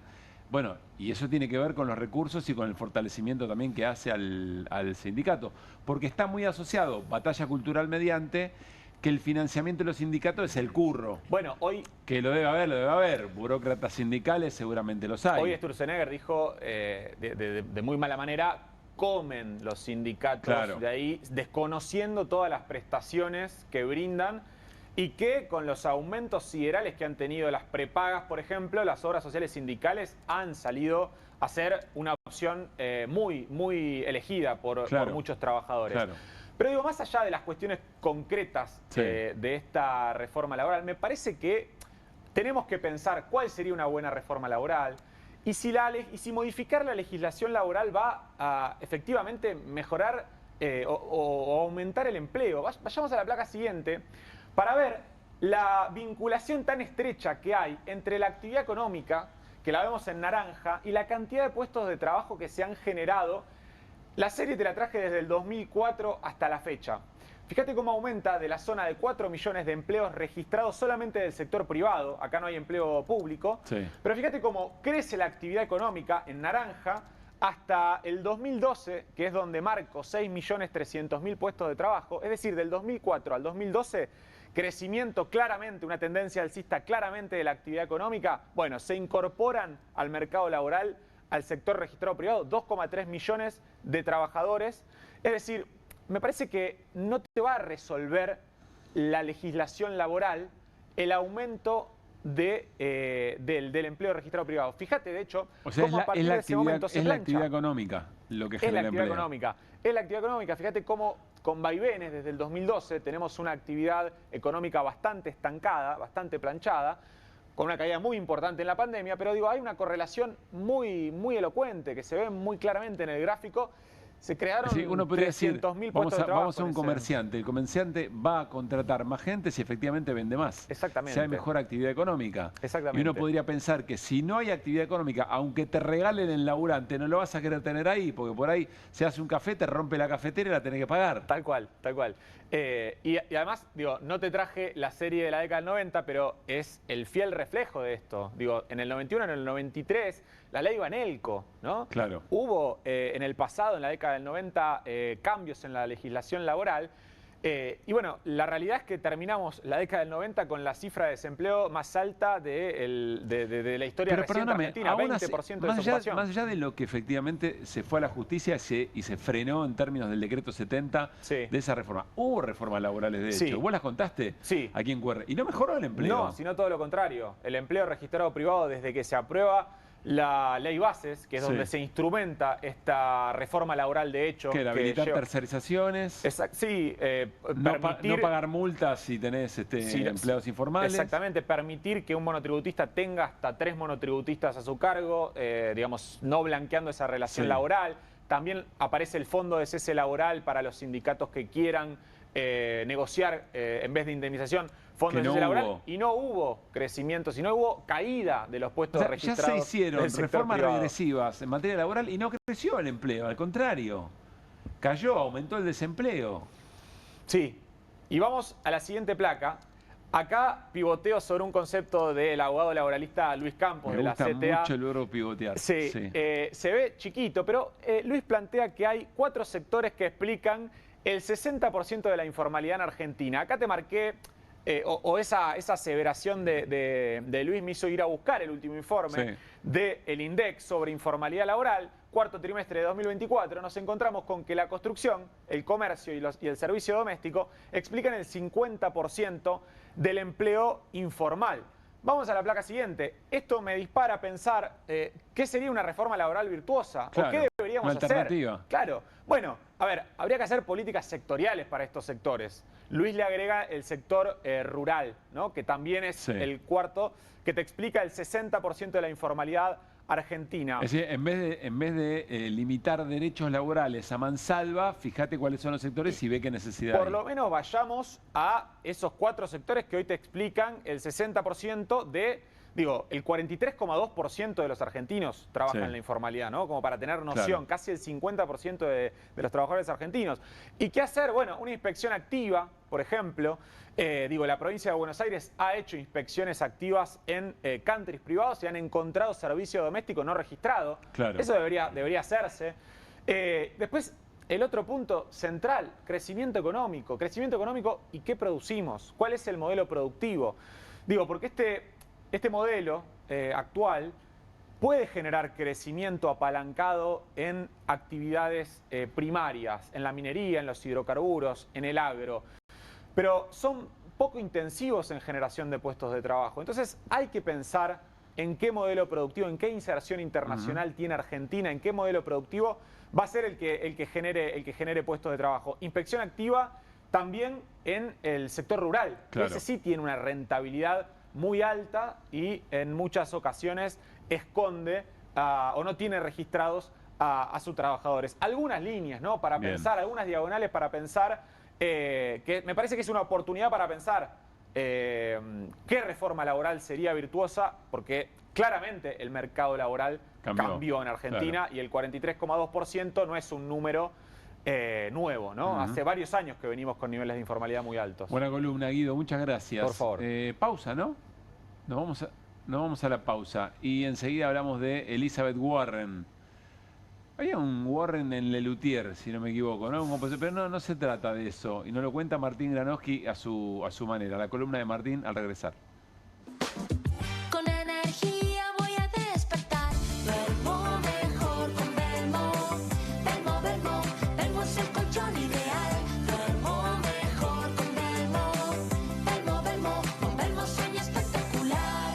En Pilar contamos con Mimuni, nuestra herramienta digital de atención ciudadana para solicitar turnos, realizar trámites y gestionar reclamos de manera ágil y cercana. Descárgate la app o chatea con nosotros por WhatsApp a través de 11 52 38 68 64. Las 24 horas del día. También podés acercarte a cualquiera de nuestros puntos Muni de lunes a viernes de 8 a 18 horas y los sábados de 9 a 15 horas. En Pilar seguimos acercando el Estado a todos y todas las pilarenses. Pilar presente con futuro.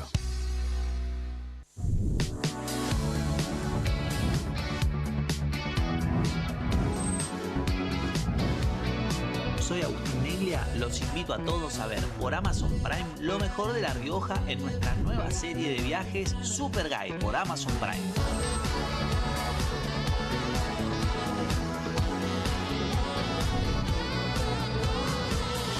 Una exposición increíble en La Rioja, ojalá que puedan venir algún día porque es una experiencia inigualable.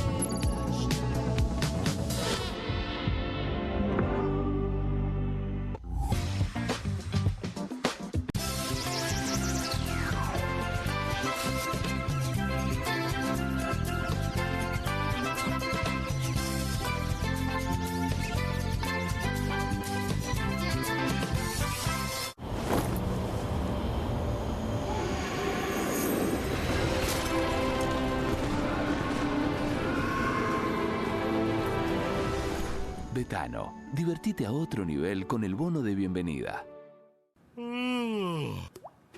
Arriba que llegan tarde. ¿Hey? ¿Aburrido de la rutina? Con el Deco 4K de Telecentro, con tecnología Android TV, tenés HBO Max, Universal Plus, Disney Plus y mucho más en tu tele de siempre. Decile hola a todo el entretenimiento a este precio increíble. Telecentro, conectando con vos. Cueste lo que cueste. El primer streaming de Perfil.com, conducido por Romaniuc junto al Doc Juan Herbela, los periodistas Marcelo Mármol Moura y Lucas Buceta. Información deportiva, opinión y análisis. Cueste lo que cueste. De lunes a viernes, a las 10 horas, por Bravo TV. Emprendidos, con la conducción de Ornella Flench. Historias de emprendedores en primera persona. Consejos prácticos para alcanzar sus metas. Emprendidos, de lunes a viernes a las 12 horas por Bravo TV. Bienvenido a todo Latinoamérica. Caras TV llegó a DirecTV, el canal de las celebridades. Entretenimiento exclusivo las 24 horas del día. Más Caras, con la conducción de Héctor Maugeri. Red Carpet, Caras News, Caras Realeza, Caras Fashion, Caras TV. Llegó a DirecTV. Contenidos exclusivos para toda Latinoamérica. Vivimos en tiempos acelerados. Ya existe un corazón impreso que latió y vos seguís renegando con el embrague. Es normal no entenderlo todo. Es normal sentir que te estás quedando afuera. La buena noticia es que podés ponerte al día. TechWeek, lo que viene empieza acá. Buenos Aires Ciudad.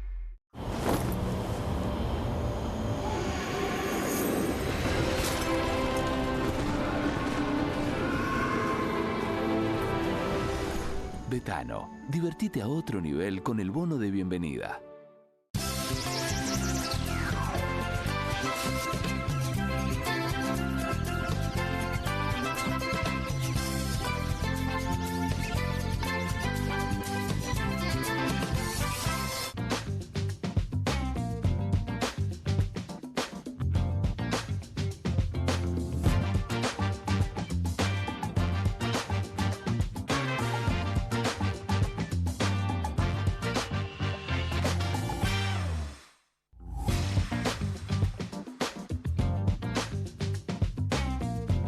Hay una cosa extraordinaria en la política argentina, es que semana a semana empiezan a aparecer protagonistas que ni siquiera sabíamos que existían, ¿no? En un momento fue Scott Bessent, ahora es Elizabeth Warren, y en un ratito Martín nos va a explicar por qué esta senadora demócrata es importante para el devenir argentino. Pero antes, estamos a jueves por la noche y ya casi estamos palpitando el fin de semana. Agenda cultural del Centro Cultural de la Cooperación Floreal Gorini. Presten atención, jueves 20:30, los jueves, no solamente hoy, los jueves a las 8:30 de la noche, se presenta el último estreno de danza del año, Materia Fungible, una obra que llama Urgente a mirar lo que se prefiere ignorar, con dirección general de David Señorán, dramaturgia de Andrés Binetti y un gran elenco de intérpretes. Todos los viernes a las 8:30 de la noche continúa La Mentira Candente, una obra para emocionarse a través del relato de diversas películas, de la mano de Ana María Bobo. Domingos 3:30 de la tarde, no se pierdan las últimas funciones de La Luna y el Niño juegan un juego que nadie ve. ¡Qué título extraordinario! La Luna y el Niño juegan un juego que nadie ve. Un viaje poético con títeres, cuentos y música para toda la familia.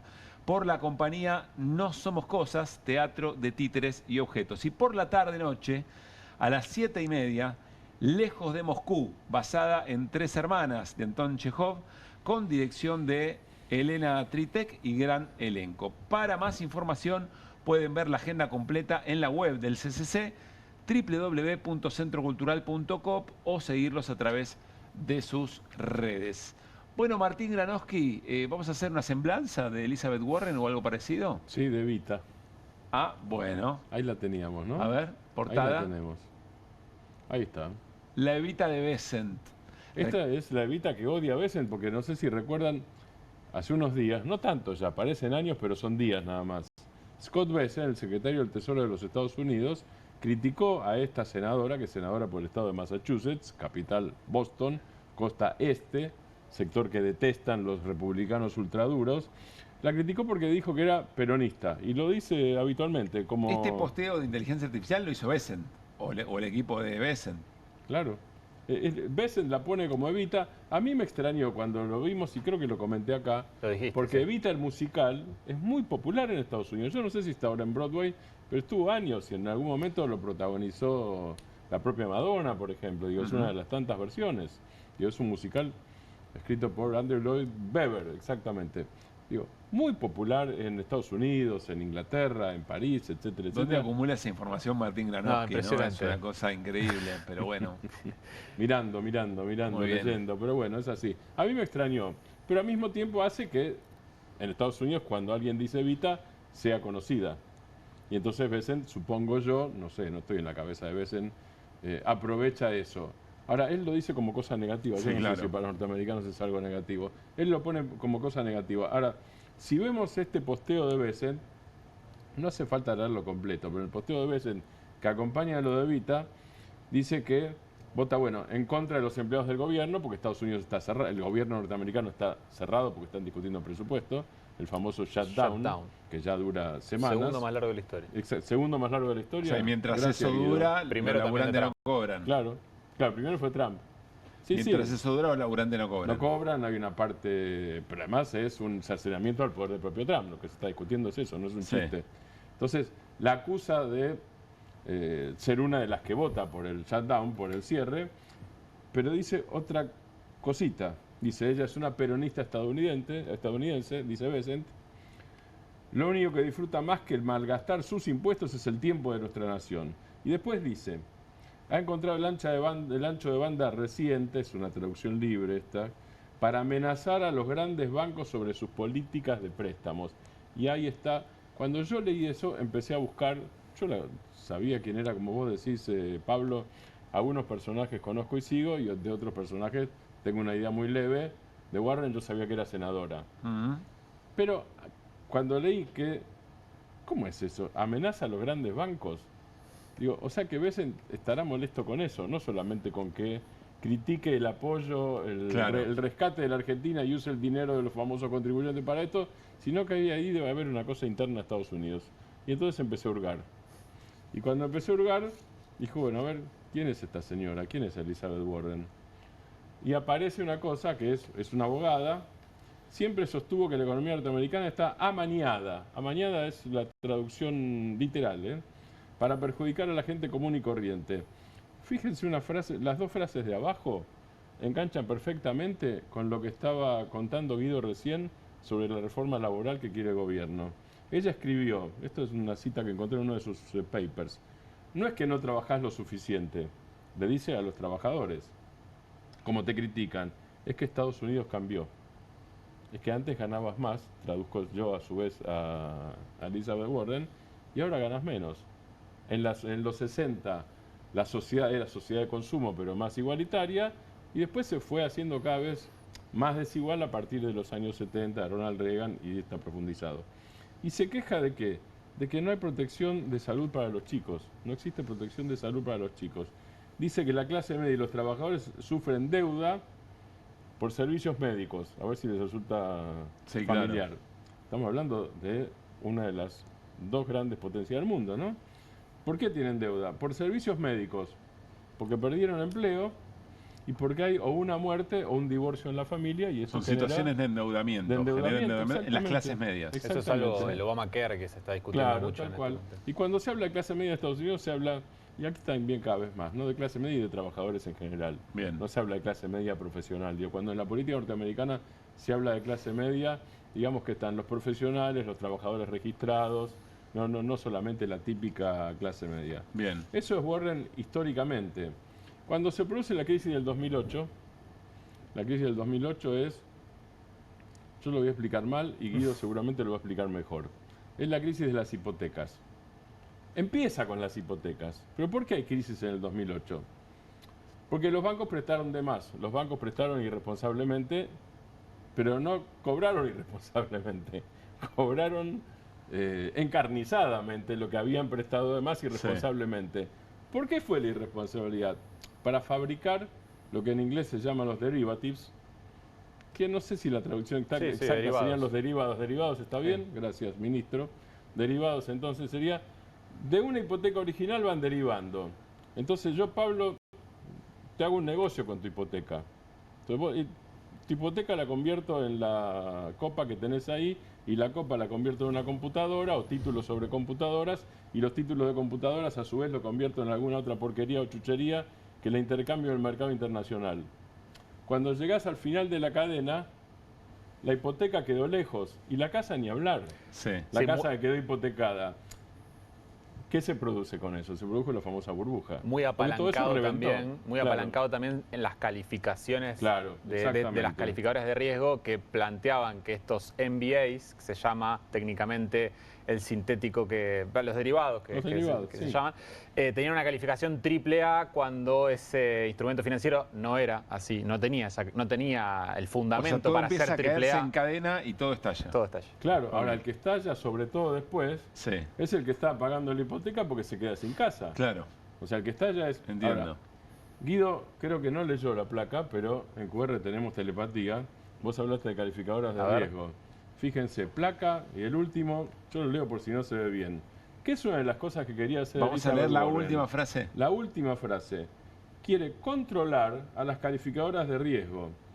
Es S&P, Standard & Poor's, Global Ratings, Moody's y Fitch Ratings, porque, comillas, califican de manera demasiado optimista a las instituciones financieras. Y sobre todo, dice ella, las instituciones financieras no bancarias.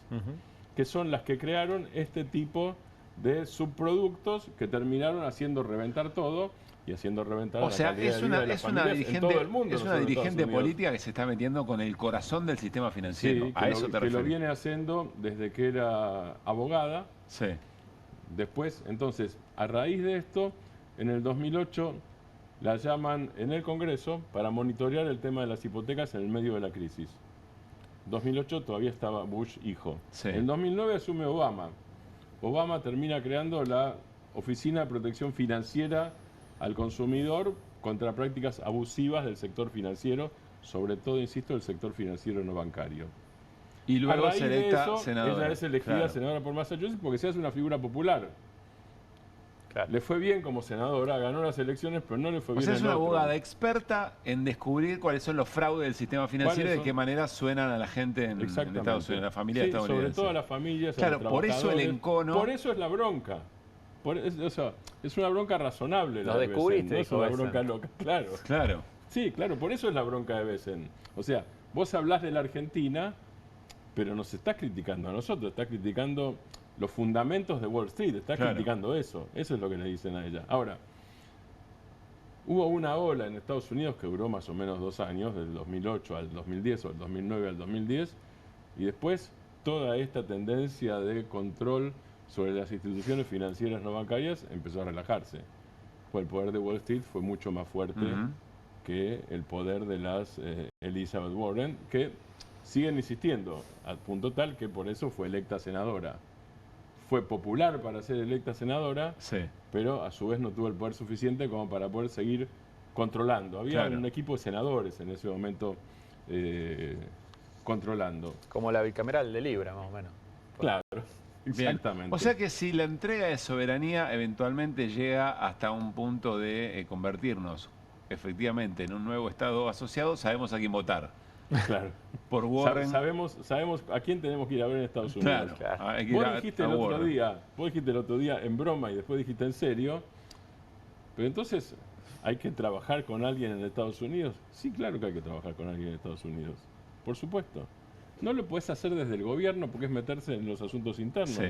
Ahora, lo pueden hacer perfectamente los grupos parlamentarios.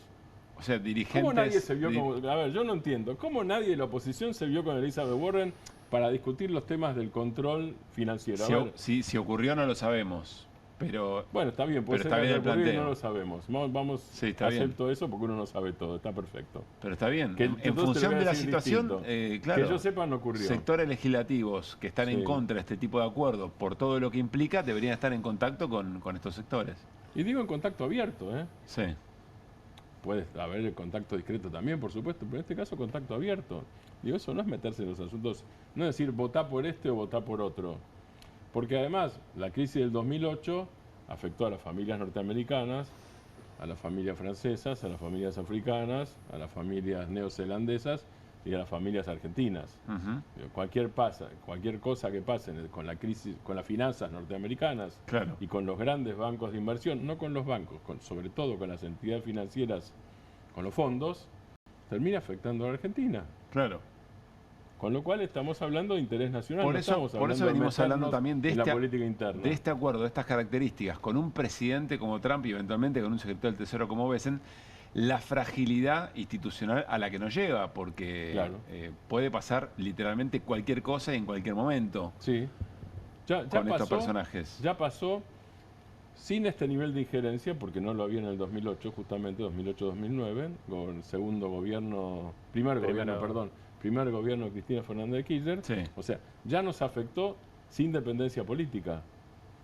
Con dependencia política nos afectaría doblemente. Claro. Estaríamos afectados por la realidad económica internacional y además porque estamos sujetos, digo, nuestra política cambiaria, el ancla de la que hablan, una de las anclas de la que hablan Guido y Hernán en este programa, una de las anclas hoy está en Washington, entre Washington y Nueva York, Wall Street. Digo, está entre esos dos lugares. Bien. Está dependiendo de anclas un poquito lejanas. ¿Quién criticaba duramente, entre otros, antes de Besen? Estuve fijando en el archivo quiénes eran los grandes críticos de Elizabeth Warren dentro del sector financiero y aparece un señor que conocemos mucho. ¿Quién? Que se llama José Luis Daza. José Luis Daza es viceministro de Economía en reemplazo de Kirchner, ¿no? Secretario de Finanzas. Secretario de Finanzas en reemplazo de Pablo Kirchner, que acaba de ¿Era crítico, jurar, pero en calidad de qué o por qué? Porque el señor era ejecutivo de una de estas grandes empresas que criticaba a Elizabeth Warren, QFR Capital Management. Es extraordinaria esa historia. O sea, el secretario de Finanzas ya se la tenía jurada Tal cual. a Warren. Sí, porque era una enemiga del sector financiero, que no lo es, por otra parte. Lo que Elizabeth Warren quiere hacer no es nacionalidad, vamos a ponerlo en términos de historia argentina. No quiere la revolución socialista. Sí, ni la nacionalización de la banca. Sí. Controlar un poco y sobre todo controlar para que no exista otra cosa que se está discutiendo en la Argentina. Se laburó mucho en eso, que es el tema del sobreendeudamiento de las familias. Porque lo que dijo toda su vida, según estuve leyendo, es que digo, más allá de la crisis del 2008, antes de la crisis del 2008, si estás sobreendeudado no puedes vivir. Es básicamente eso. Claro. Bueno, no lo que puedes hacer plantea... nada. ¿Qué es lo que está pasando en la Bueno, Argentina? los desahucios eran un problema después de la crisis en de la España. subprime, En ¿no? España. Exacto. Bueno, en España, claro, En España, como boletazo de... El desahucio es palabra española, como Claro. lo dijiste. Sí, Claro, exactamente. tal cual. Es lo que pasa en España. Gran investigación, Martín, sobre nuestra nueva referente. La traeremos a Evita acá a la Es Argentina. una gran entrevista. No te quiero meter presión, pero es una gran entrevista. por supuesto. Es una muy Sí, buena claro. nota. Sí, sí. Es una muy buena nota. La haremos. Bueno, vamos a dirigentes un poco más cercanos. Reapareció Mauricio Macri. Esta semana, mañana va a comer milanesas con Javier Milei.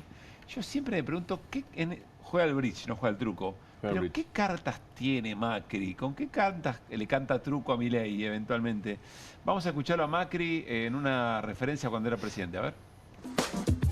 Lo mejor que me pasaba a mí los fines de semana como presidente era ir a mi quinta, bueno, no me quedaba en la quinta presidencial, a jugar al pádel con mis amigos. Porque mis amigos, a lo largo de mi vida, cuanto más responsabilidades tenía, más me querían ganar a todos.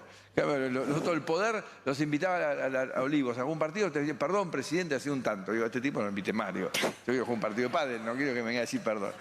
Y la otra cosa que es muy importante, acordarse quién te dio el poder y para qué te lo dio, porque el poder es algo que se desaparece en un segundo. Entonces, si vos te acordás que la tarea te la dio un ciudadano para, como citó el presidente, porque quiere que lo ayudes a vivir mejor, bueno, recordalo todos los días que estás ahí y que es para eso. No está tan mal esa última reflexión, ¿no? Esa no está tan mal, sí. Tal vez no lo recordaba Mauricio en la época en la que se iba a dormir. O que apagaba a las 7 de la tarde del todo, ¿no? 7 de la tarde apagaba y... Pero bueno. Mauricio Macri, 7 de la tarde yendo a ver Netflix, versus necesito un ocio, me hago un Movistar Arena, creo que me quedo con el que baja la persiana a las 7 y se mete a ver Netflix, eventualmente, ¿no? Veía Morgan, según ¿Dijo contaba. viernes que juega al pádel los viernes? ¿Me pareció a mí? No escuché el arranque, los viernes. que los viernes Al principio, sí, los viernes. Bueno, el tema del pádel es cuáles eran algunos de los amigos que iban a jugar, ¿no es No, cierto? Porque claro, algunos por eran amigos y supuesto. otros eran jueces amigos. Que ahí sí. Ahí ya se complica un poco el panorama. Cruzan ¿no? intereses y se cruzan poderes. No, pero en general para el Poder Judicial, que incluyen todos esos mismos jueces, no es un problema. No era... Hornos y Boriski eran, ¿no? Si no me equivoco. Hornos y Boriski eran algunos no de era un ellos. problema... Sí, no se llamaban equipo Lago Escondido, se podrían haber llamado así. Sí, tenés ahora razón. podrían llamarse así, pero todavía no Más había ni Lago Macri. Escondido. Dale, a ver. Y las ideas que impulsa el señor Milei son las correctas. Él tiene que agregarle esos cambios que irritaron a mucha gente y que a pesar de estar irritados, priorizando las ideas, dijeron voy a poner el voto. Aunque me gustaría que no grite más, que dialogue más, que incluya más gente. Y ese mensaje está, él lo escuchó, yo creo que lo escuchó. En unas horas vamos a volver me invitó de vuelta a comer algunas milanesas, volveremos a hablar. Él acepta conmigo que yo vaya y le diga lo que pienso. Le dije, no me vas a venir acá. Tengo montones de cosas para elegir en mi vida para hacer, por eso no quise volver a ser candidato a presidente, porque me quiero dedicar más a mi familia, a mis amigos, a mis afectos, a enseñar. Entonces voy a venir si aceptás que diga lo que pienso, y él lo ha aceptado, ha sido honesto conmigo, se retuerce en la silla un poco. Bueno, no le gusta digo, tanto. pero se la ha bancado, se la ha bancado. Incluir a alguna gente es una de las frases que escuché. Sí. Porque entre milanesa y milanesa es, bueno, yo tengo algunas ideas y de paso, esta idea la podría hacer Guillermo Dietrich en Por transporte ejemplo. y esta idea la Sí. podría hacer Javier Iguacel en energía. ¿Y por qué no? Me parece que las milanesas y las ideas vienen Van con por ahí, nombre, ¿no? Igual está muy claro, ¿no? Yo voy, si vos me dejás que te diga todo lo que pienso, si no, ni me invite. Estoy jugando al pádel eventualmente, pero dice, el PRO va a ir con candidato propio. Y a mí me parece que ahí hay algo interesante eventualmente para ver, porque falta mucho para el 27, pero está claro que Macri le está haciendo un cálculo que es, va a haber un deterioro en este modelo eventualmente, y hay que ver, pongamos que tiene 8, 9, 10% de los votos, Mauricio Macri, no sé qué intención de voto tendrá, y sobre todo llegado ese momento. Querrá arriesgar, Milei le está diciendo, ¿no? ¿Vos querés arriesgar ese 10% que no vaya con vos? Fíjate. Puede ser poquito, pero en ese momento te puede significar un resultado electoral. O sea, ¿no? Lo que vos decís es que se empiezan a jugar dos partidos. Uno sería dos partidos y a su vez a crear un partido. El partido del balotaje. Claro. La frase no es mía, es de Ignacio Zuleta, columnista de Clarín, que la escribió por primera vez y me parece buenísima. O sea, Macri está empezando a hacer su parte en ese partido del balotaje, si es que hay balotaje, o jugar su parte. Y la otra es la propia candidatura. Sí, claro. Vaya a saber de quién. Son dos villanos, pero da la sensación que Macri es un mejor villano, ¿no? Es como un villano más formado, ¿no? Como que conoce mejor el rol de villano. Y Milei medio que se desborda un Está poco, haciendo ¿no? sus primeros pasos, tal vez. Como Claro, villano. una cosa por el estilo, ¿no? Sí, Macri terminó perdiendo la reelección, lo cual para un presidente es una cosa es muy seria. fuerte. Sí. Es cierto que Trump también la perdió y después la volvió a ganar después de las Pero es como si te dijera, demócrata, pero que iba a decir el pingüino, pero no lo voy a perdiste, decir por razones obvias. Es como el Joker y después le aparece... o el acertijo y después le aparece el Joker, ¿no? Es como que queda medio devaluado, pero no deja de ser un villano y que alguna carta para jugar debe tener. Sí, seguro. Y seguramente capacidad de daño también. Bueno, nos tenemos que ir. Nos reencontramos mañana. Será QR de viernes, mano a mano con el señor Guido Bambini. Atención al programa que vamos a tener mañana Tirando con paredes. invitados especiales. Vamos a tirar paredes. Dos rosarinos o casi algo parecido. Y nos vamos con esto que por supuesto nos traslada a un mundo muy pero muy hermoso. Chau.